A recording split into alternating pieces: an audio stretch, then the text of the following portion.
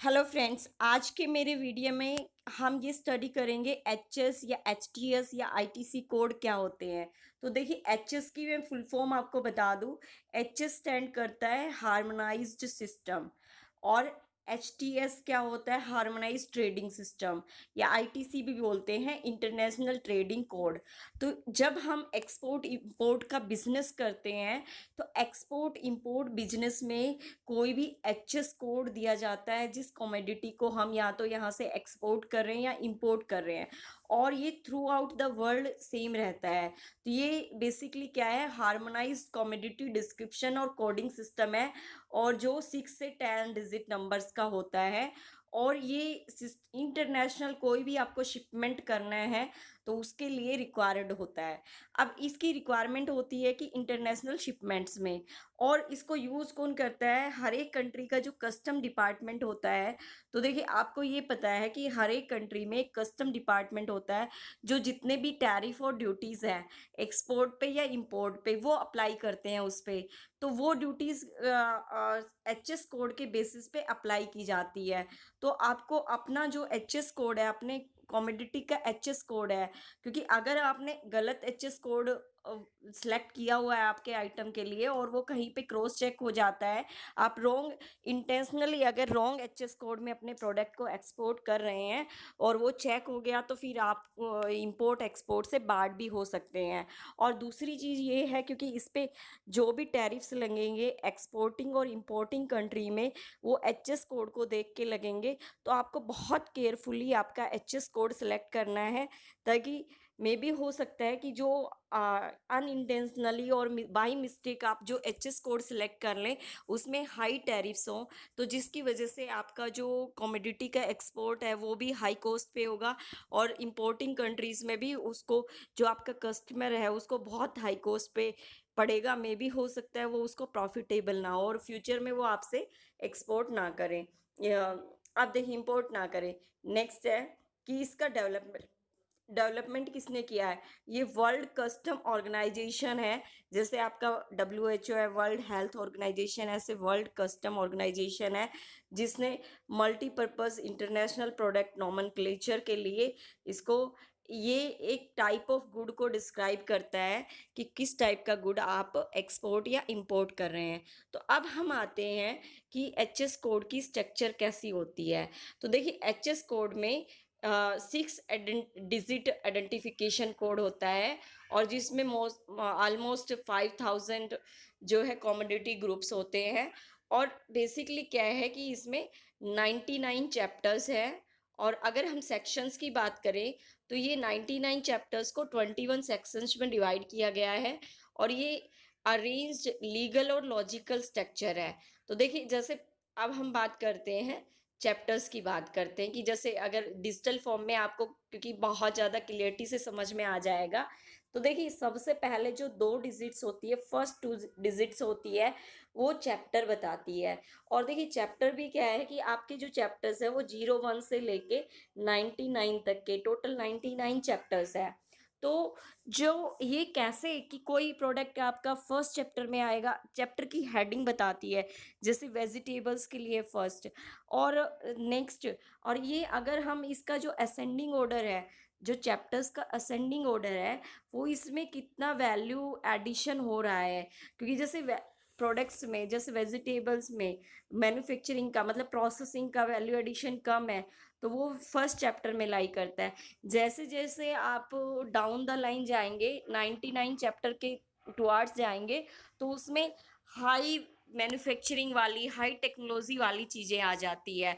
दूसरा जो है, स्टार्टिंग की जो 4 डिजिट्स मिलके इसमें बनाती है हेडिंग, मतलब 4 जो स्टार्टिंग की 4 डिजिट्स हैं, उससे आपकी प्रोडक्ट की बन जाती है हेडिंग। जैसे ये फर्स्ट 0 to 1, ये 2 डिजिट्स चैप्टर हो गई, और ये हेडिंग हो गई इस एचएस की।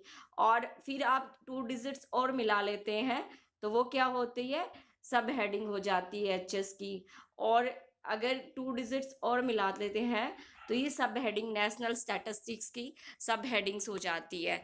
तो देखिए, फिर उसके बाद कोई कंट्री जो है इंटरनल, नेशनल इंटरनल के लिए 2 डिजिट्स यूज़ कर सकता है, वो इंटरनल होती है।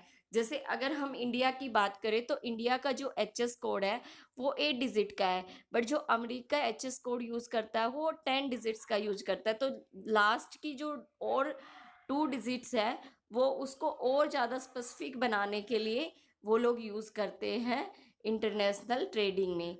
तो देखिए जब ये इसकी मैंने आपको स्ट्रक्चर बता दी। अभी देखिए एग्जाम्पल से हम समझते हैं। जैसे पाइनएप्पल है, तो पाइनएप्पल का जो एचएस कोड है वो ये दिया है 08043010। तो देखिए सबसे पहले की वेजिटेबल वेजिटेबल सेकंड सेक्शन में चैप्टर 8 में आती है edible fruits and nut peel of citrus melon. तो ये चैप्टर 8 है।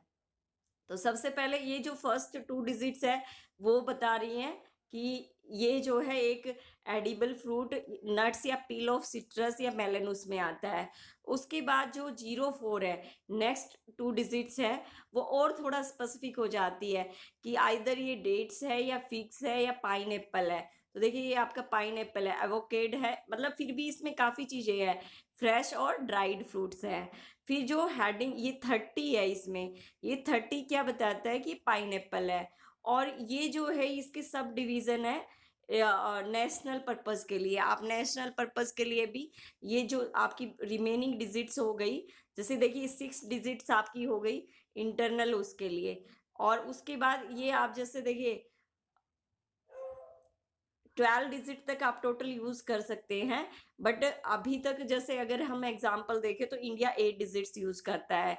तो आपने 10 तो इसकी क्वालिटी के हिसाब से मे बी हो सकता है कि 30 के बाद पाइनएप्पल की क्वालिटी क्या है उसके बेस पे हमने ये 10, 00, 01, 10 ऐसे कुछ स्पेसिफ़ाई कर सकते हैं इसमें।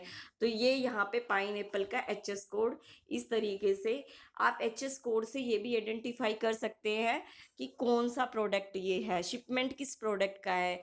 और प्लस आप जो है, आपको जो आपका प्रोडक्ट है, उसको एक्सपोर्ट करना है, तो आप उसका एचएस कोड भी फाइंड आउट कर सकते हैं, जो ये हार्मोनाइज़्ड कोडिंग सिस्टम है उसी से। और देखिए ये जो डब्ल्यूसीओ है वर्ल्ड कस्टम ऑर्गेनाइजेशन, ये ही इसको रिवाइज़ भी टाइम टू टाइम करती रहती है। अब देखिए अगर आप ये सोचिए कि रिवीज़न की रिक्वायरमेंट क्यों पड़ती है? क्योंकि टेक्नोलॉजी एडवांसमेंट की वजह से मे बी हो सकता है कि किसी स्पेसिफिक चैप्टर में न्यू आइटम्स आ गए, उन आइटम्स को आपको, क्योंकि बहुत सारी चीज़ें एडवांस स्टेज में चलती रहती हैं, कोई इलेक्ट्रॉनिक्स का नया इक्विपमेंट आ गया तो उसके लिए आपको फिर उसमें जो है एडिशन करनी पड़ेगी। तो ये जो है इनकी रिविजन्स टाइम टू टाइम करते रहते हैं। बट ये रिविजन्स आप अगर देखें तो इनको इनको रिवाइज करने का जो अथॉरिटी है वो डब्ल्यूसीओ है, वर्ल्ड कस्टम ऑर्गेनाइजेशन। तो आपको जो है इंटेंशनली भी एचएस कोड गलत नहीं सेलेक्ट करना, क्योंकि अगर आप पकड़े जाएंगे तो भी आपका जो है बिजनेस लॉस में जाएगा, आप बाद में फ्यूचर में बार्ड हो जाएंगे एक्सपोर्ट करने के लिए। और दूसरा है कि अननोइंगली भी आपको गलत नहीं सिलेक्ट करना है, क्योंकि मे बी हो सकता है कि आप जिस एचएस कोड में आपके प्रोडक्ट को एक्सपोर्ट कर रहे हैं उसमें हाई टैरिफ्स हैं, और जो एक्चुअली आपका प्रोडक्ट जिस एचएस कोड में एक्सपोर्ट होना चाहिए उसमें लो टैरिफ्स हैं।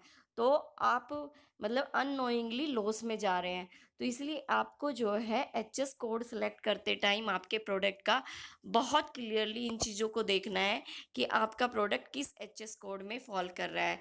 तो थैंक्स फ्रेंड, और अगर आपको मेरा वीडियो अच्छा लगा हो तो मेरे वीडियो को लाइक करें, मेरे चैनल और साथ में अगर किसी स्पेसिफिक टॉपिक पे आप चाहते हैं कि मैं वीडियो बनाऊं तो कमेंट सेक्शन में बताएं।